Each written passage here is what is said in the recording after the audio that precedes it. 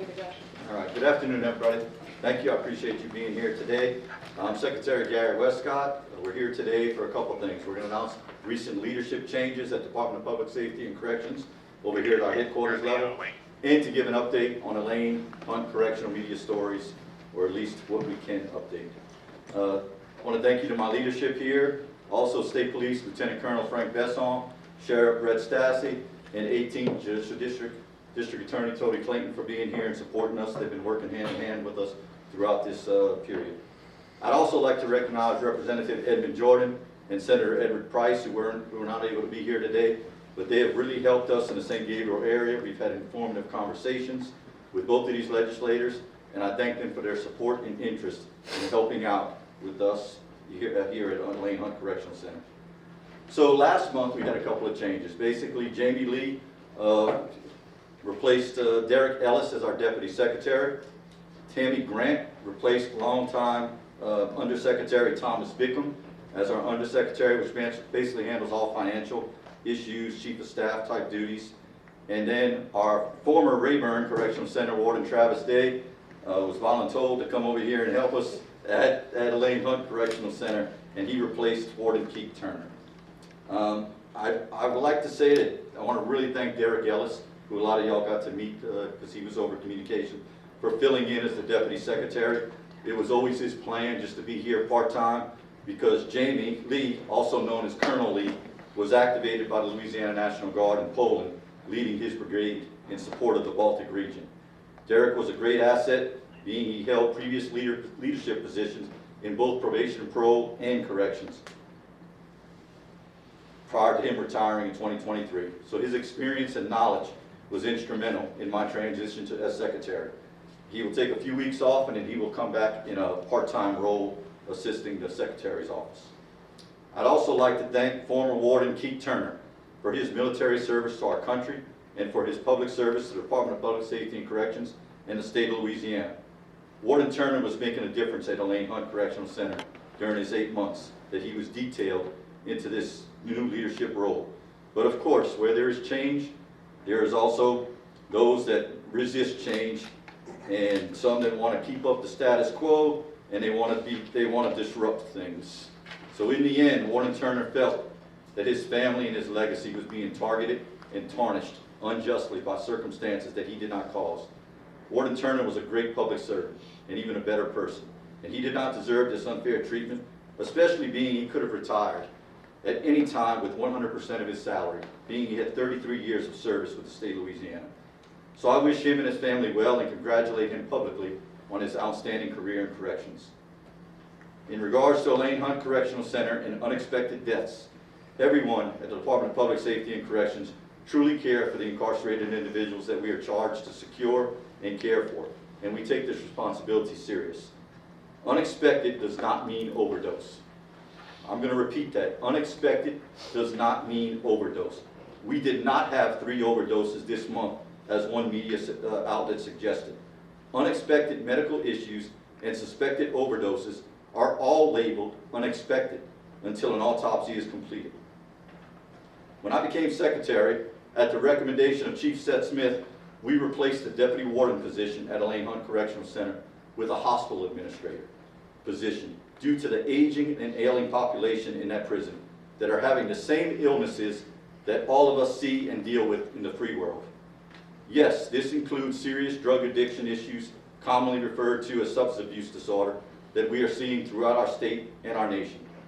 At our National Correction Leaders Association, held in December, almost every state leader, that's all the secretaries and commissioners and directors, we all attend there, every one of us had the top 3 concerns in corrections. Number 1, lack of staffing and hiring, the decreasing number of quality applicants due to pay. Number 2, contraband entering the prisons. And number 3, mistrust in the media and lack of the media covering, wanting to cover positive stories. Every one of the states that we dealt with all are dealing with some of these 3 issues that we did. So this is not unique to Hunt Correctional, as most of the media are suggesting, and contraband in jails and prisons are sadly nothing new. In 1991, I was hired as probation pro. I was a naive probation officer, thinking I could come in and make a difference. One of my clients had drug problem. I sent him to a substance abuse clinic. He came back 6 months later and said there was more drugs in that prison than he had on the street. It's ongoing. Back then it was marijuana and crack. Today, we're dealing with a different animal.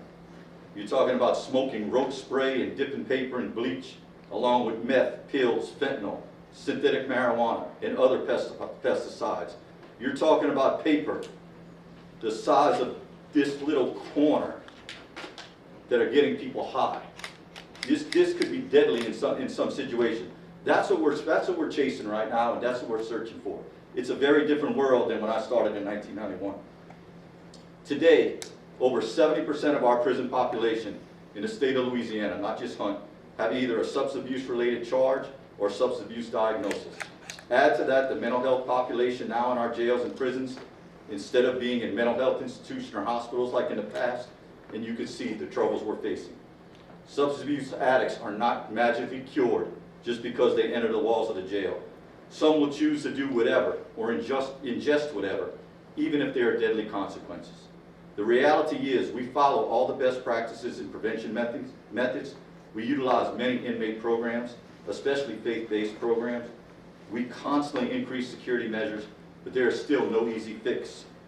This will continue to be a daily fight for our staff, trying to do the right thing. And unfortunately, yes, it is a financial opportunity for some of our staff that are here for the wrong reason and easily manipulated by the evils that exist. Chief Smith and Warden Day will elaborate a little bit more on this later. In regards to media attention, legally we are limited by HIPAA, due process of pending investigations, and privacy matters to discuss deaths and major prison incidents. This does not mean that we don't care or that we're not doing anything to prevent these incidents.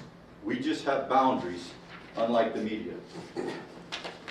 It seems like you guys all have inside sources who, if they are employees, they should be reporting any of this criminal activity to the warden and the leadership if they really care to stop it. In my opinion, they're not trying to stop it because these sources are probably the ones that are engaging in criminal activities, telling you all and us to look to the left when they're operating on the right. This is very common in corrections. I wish some of you would work with us and come forth with your sources so we could try and prevent a potential tragedy in advance. So I'm asking in the future, work with us when you're intel, and I promise you, you will get an exclusive if that's what you're after. Also, I see reporters and investigative journalists all the time doing ride-alongs with police officers or going through simulated shoot, don't shoot scenarios to see what those officers deal with and how they have seconds to react. How about you come work a few 12-hour shifts at Elayn Hunt Correctional Center and see what my correctional officers deal with daily? Being verbally attacked, possibly having urine and feces thrown on them, and constantly harassed while just trying to get through their day. Lastly, to the Elayn Hunt Correctional Officers, I am truly sorry that you're going through this. I know that there's a handful of bad employees, but 99% of you are dedicated correctional professionals that are trying to make a difference. You treat our incarcerated population with dignity, professionalism, and compassion. So thank you for all you do. And I assure you, I will keep fighting as Secretary to get you better pay, more resources, and acceptable working conditions that you could be proud to say you work at Elayn Hunt Correctional Center.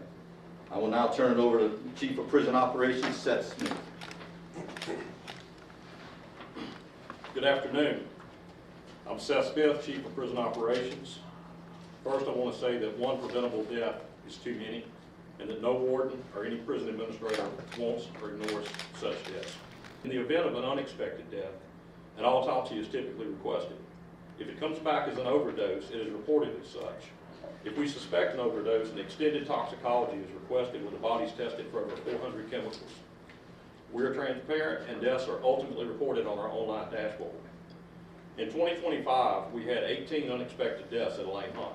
11 were determined to be by natural causes, 1 suicide, 2 overdoses, and 4 that are currently pending autopsy. 3 deaths were reported in the last week of January involving Elayn Hunt inmates.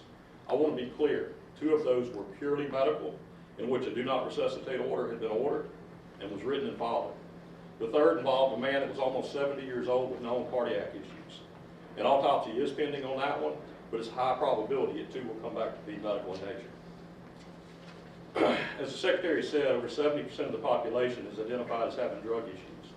Housing roughly 2,000 inmates with known drug issues and not expected to have drugs is not realistic. And unfortunately, the drugs today have a higher lethality than in the past. Fentanyl, mojo, or synthetic cannabinoids, and zombie, a concoction made from roach spray or other insecticides, are often lethal. In addition, we have reports of weed killer, floor wax, and other chemicals being ingested. Grown men making the choice to ingest substances that definitely can be lethal, and they carry some responsibility. Now, as prison administrators, we don't allow drugs in prison. Drugs should not get in prison. But the reality is there are drugs in all prisons. This is not a fact we just accept and move on. In the year 2025, we conducted 7 multi-unit searches at Elayn Hunt. This is where we bring in officers from other facilities to come in and assist in looking for contraband. In these searches, a total of 418 officers and 39 canines were deployed. These searches resulted in cell phones, weapons, drugs being removed from the prison. In addition to the multi-unit searches, Hunt conducts searches on a daily basis. The department has body scanners at every facility in an attempt to intercept contraband. Despite our efforts, drugs continue to get in, as they do at every facility. Well, how do drugs get in? Trustee work crews picking up a drop, visitors, corrupt employees are probably the 3 most common ways. All require someone on the outside to purchase, package, and make a drop-off. We steadily assess what we're doing in this fight and make adjustments. The new warden and I have spent several hours looking at processes and making changes to tighten down on the areas we believe are the most likely routes. Elayn Hunt and the neighbor LCIW, the women's prison, have implemented a new procedure searching visitors that has already resulted in arrest and summons for introduction or possession. In fact, we've conducted over 848 vehicles. We've denied visits to 70 individuals. 4 individuals have been arrested, including 1 employee. Summons were issued to an additional 6, 2 of them being employees, and this is all since January 17th. We're reviewing our outside work crews and the trustees and how they're searched and making sure that it's being done in an effective manner. Yes. And the staffing side, Secretary Westcott and Governor Landry backed increasing starting pay for cadets at Elayn Hunt and Louisiana State Penitentiary in 2025 by $2 an hour. This has resulted in a reduction in vacancies and more eyes in the prison. The ability to recruit and retain quality frontline staff is paramount in the fight against contraband. Prevention of introduction is a priority, but treating the demand is also part of the equation. Addiction is real, and addiction fuels the introduction. With that, I've asked our statewide Chief Mental Health Officer, Ms. Shelley Edgerton, to assess our current programs offered at Elayn Hunt, and she's already made some recommendations that have been or will be implemented. Various news outlets reported in December that we transferred numerous inmates out of Elayn Hunt, believed to be in the drug trade. That was inaccurate. At the time of the report, 1 inmate, Popeye from the video, was moved for investigative reasons. And for the record, Popeye, as he chose to be called, was mostly not credible and was seeking his 5 minutes of fame, which he got. Now he'll remain in protective custody for his own protection. By the way, when I say he wasn't credible, he also made a claim that WBRZ sent him $10,000 via Cash App, which obviously we know is false. I'll tell you that last Friday night at approximately midnight, we conducted a targeted search based upon intelligence we deemed credible and did in fact transfer out several inmates, believed to be key players in the trade. This divide and conquer move hopefully will quell drugs for a while. We do know that where there's a demand, a new supplier will step up. This is a fight we have to stay on top of every day. I want to take this time to point out and thank outside law enforcement agencies that have assisted in all of the above at Hunt, specifically Iberville Parish and State Police. I also want to thank District Attorney Tony Clayton, as he's going to have the privilege of prosecuting these cases as they roll forward. We have active investigations ongoing and will not discuss at this time, other than to say we do expect further arrest in the near future. We will send press releases in conjunction with the arrested agencies at the appropriate time. We have a great partnership with outside law enforcement and will continue to work with them as needed. To the families of the incarcerated, I do want to send a message. Please do not send money via Cash App, Zelle, Venmo, or any other payment system on their behalf. If they're telling you it's for the purchase of shoes, additional food, whatever, it's most likely a scam, and you're very likely to be purchasing drugs for your loved one. And for those of you that are bringing in drugs, whether it be visitors, staff, or whoever, you will be called, you will be prosecuted. It's a matter of time. With that, thank you, and now I'm going to pass it off to Ward today. Good afternoon. I'm Travis Day, Ward of Elayn Hunt Correctional Center. I assumed this role as Warden of Elayn Hunt Correctional Center on January 12, 2026. I would like to begin by thanking Secretary Westcott and Chief of Operations Seth Smith for this opportunity. I would also like to thank Louisiana State Police, Iberville Parish Sheriff Brett Stassi, and District Attorney Tony Clayton for their support and our working relationship. Lastly, I would like to recognize that the employees of Elayn Hunt, I would like to recognize and thank the employees of Elayn Hunt Correctional Center for their hard work, dedication that I witness on a daily basis.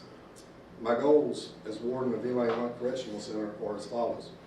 Continue to provide for the safety of the public, employees, and individuals who are incarcerated with a system of operation that promotes stability of the institution. Continue to prepare individuals who are incarcerated for their release with educational, vocational, and other programs that provide an environment that promote change. Continue to provide quality medical and mental health services to an incarcerated population that have numerous comorbidities and mental health diagnoses. Some examples of those diagnoses and comorbidities. 86% of the population at Elayn Hunt are on medications. 86%. The average number of medications ordered per inmate is 7. Approximately 50 inmates are housed in what would be considered a hospital setting, and another 140 are housed in a setting equivalent to a nursing home. 45% have mental health diagnoses, and 70% are diagnosed with a substance abuse disorder. Other goals include further reduce operations costs and manage as efficiently as possible, increase employee retention, and focus on workforce development, which supports our agency's objectives and long-range planning through cross-training. In closing, I appreciate the opportunity to serve as Warden of Elayn Hunt Correctional Center and look forward to good things to come. Thank you. All right, with that, we're going to go ahead and open it up. I'm going to have our Communications Director, Tiffany Dickerson, kind of get you guys lined up how we're going to ask questions. And again, everybody is available to answer questions for you guys. Again, I'm going to remind you, we're keeping it on topic, and there's some things that we just cannot address. Tony Clayton, the District Attorney for Iberville Parish, 18 JDC. I'll tell you, the state of affairs of our correction is doing well under Secretary Westcott. Just as I, as a citizen, cannot scream fire in a crowded theater, one reporter cannot scream or project a story that's not accurate, because the consequences are devastating. It's incumbent upon all of us to act responsibly. I'll tell you that Secretary Westcott and his team and the sheriff and I, we are regular communications. And I'll say to you, he made the statement and I got it from him. Just as the old adage, you're looking for a needle in a haystack, you're looking for hay in a haystack when you have these individuals that Secretary Westcott has to take from the entire state of Louisiana, the bad, the ugly, and put them in, comparatively speaking, a matchbox. So those people didn't change their attitudes when they came there. They're there and he's policing them. And he's doing a damn good job. Let me tell you this. I see the reports. And I thank you guys for what you're doing. And we stand behind it. And I say to you as I go to my seat, it's incumbent that the media does it the right way. We're there. And you just can't project that type of visceral type of statements in this. They're not accurate. So that's not to all the media. And that's to whomever knows, that person knows what I'm talking about. And I say to you that this is why we're here. But if you were to walk 1 second in their shoes, you will see what these gentlemen are doing. So with that, I say to you that we support this secretary. I'll tell you, it's better than it was, and it's getting better. And he's on top of it. Bringing in this new warden, we talk. And so folks, I say that as the district attorney for that area, that this state is a better place because of what Secretary Westcott and this administration is doing. Thank you. Thank you, sir. Appreciate that. Okay, Tiffany, you want to- Sheriff Stassi, you want to say something? Well, I wasn't prepared to talk, but I will say, under this administration, I've seen a difference. Since the warden is on site, we've arrested and we've written summonses to all those people mentioned earlier. When they leave Highway 74 and they go on to the state prison yard, they don't get 20 yards on that. Sometimes they're stopped and searched right on the site. We are working with them to make sure that we do everything we can to keep it out of there. I mean, we looking in the drones, we looking in the employees, we looking into drop-offs, we looking into people who leave the facility to be trustees in different areas. We're looking into the cars that come on to the prison on a daily basis. These are potential ways that the drugs can get on there. All of those things are being looked into. This is a multi-level operation, and all the people that we arrest will be brought to justice with our district attorney. Thank y'all, and just give these people some time. They are working night and day to make this a better place for all of us. Ladies and gentlemen, we're going to start with Ethan, one question, and we'll go down the line. Bess, you'll be next. Yeah, I guess just first question for you, and for whoever wants to take it. You talk about all the myriad of substances that are going through the system right now, right? And even things that aren't, classified as narcotics, I guess. I guess just walk me through the difficulties of having to, watch over that and watch over the people who are housed there as well, kind of using these things. When y'all want, these guys are the ones that deal with it on a daily basis. I'll let them answer that. That's a trick question, so to speak. There's no one answer to that. I can tell you, though, that compared to corrections 20 years ago, you were looking for a butt of marijuana, you were looking for white powder, you were looking for some very specific things that were a lot easier to recognize. As the secretary showed, the corner of that piece of paper is what we're looking for a lot of times with all the synthetics and sprays that are out there. When you take that bundled with the property that they're allowed to have, their legal paperwork even, we have found that there. So it's a lot more complex. It's not as simple. Also, the canines. The canines are trained to sniff certain drugs. We don't necessarily have them trained to sniff the paper. I do know there's a few out there in the world, but they're changing the substance so quickly that it's hard to have that. So our hands are tied a lot more so in, I give you these papers, throw them on the floor, you tell me which one's got something sprayed on it. That's what we're having to go through. Also, again, our dogs or canines aren't able to find it. And, we didn't need all the body scanners. We didn't need all the technology whenever we were hiring, whenever we had a waiting list to hire.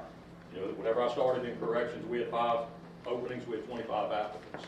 And unfortunately, that hasn't been the case. So I hope that really answers your question, but that's kind of where I'm at. Yes. For anyone, has anyone at DOC been contacted by the FBI in regards to the drug issues at Hunt? Not to my knowledge. No, we are working with the, I'm sorry to say, we were working with some federal agencies up north at David Wade Correctional Center. They're helping us with drone detection, drone mitigation.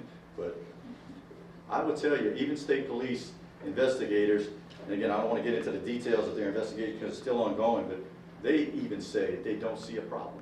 It's nothing that's not unique. It's not unique to what's going on in corrections. We're talking about 2 overdoses in 2025.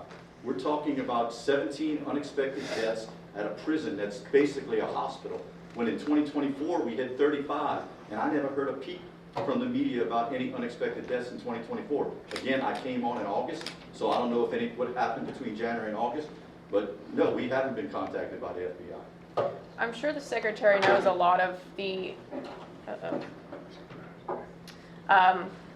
overdose deaths are generally preceded by a cardiac arrest or some sort of respiratory failure. Are all of the deaths that are pending toxicology, has it been ruled out that they are not drug related? Or the cardiac deaths per se? Our medical director may be the best one to answer that. However, I can tell you that we review all the deaths that occur within the department. I'm part of that review. I can tell you that if there's a screening and there's a lethal dose of a narcotic or any other substance in there, it's gonna be ruled an overdose. It's not gonna be ruled, cardiac, but it happens to have a ton of XYZ drug in the system.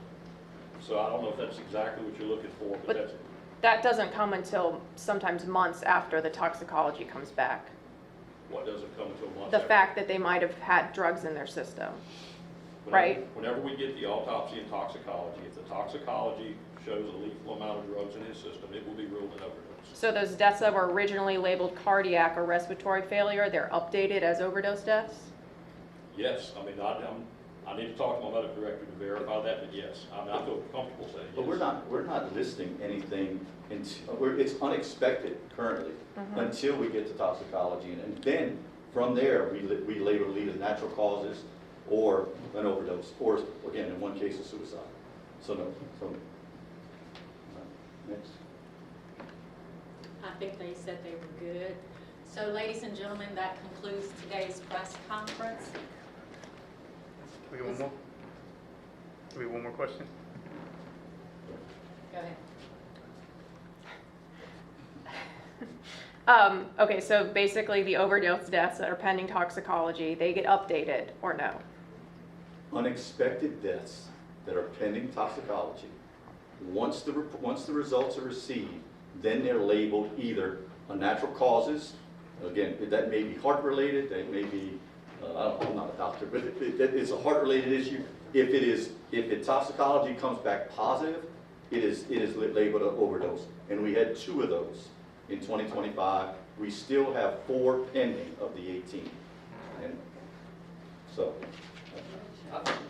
It's being said as if the toxicology comes in months after the No, autopsy, and I don't believe that to be the case.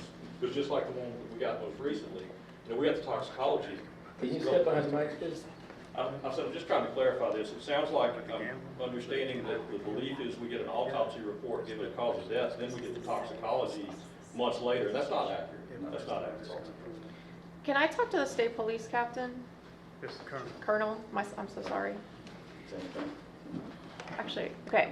This is the second investigation by state police into Elayn Hunt in 2 years, correct? Yes, ma'am. Okay, did you guys not find what you needed to find the first time? I think it may be 2 separate issues when you talk Okay, about the could you investigation explain that? service. Yes, ma'am. So yeah, the first investigation, we're still looking into that, so I really can't go into great detail there. But even this one, our detectives with the Louisiana State Police are working and assisting the Iberville Sheriff's Office and Sheriff's Taxi with this ongoing investigation. And I'll tell you that Secretary Westcott and DOC have been very cooperative and has provided all information that we have requested. So I can't go into great detail because it's still ongoing. And I'll say, like the sheriff, just give us some time and just be patient. But as things come along, we'll be reporting for any arrests that we make or anything when we go through our eyes. Okay, it being ongoing must be new because we were told it was closed and the end result was an arrest for a gambling operation. Yeah, that game is separate from what we are assisting the sheriff's office with, yes. Okay. Okay, ladies and gentlemen. I just want to add one last thing. We requested state police. I don't want anybody to think that state police saw a problem and came in and said, we got to address this. The governor didn't call me and say, hey, we need to get state police in there. We request state police. They have resources that we don't have, with dumping phones and being able to get information. So again, it's not a problem that they saw and came in. We requested their help. We work great with these guys. I appreciate all y'all. Thank y'all so much for being here. And thank y'all. Appreciate y'all.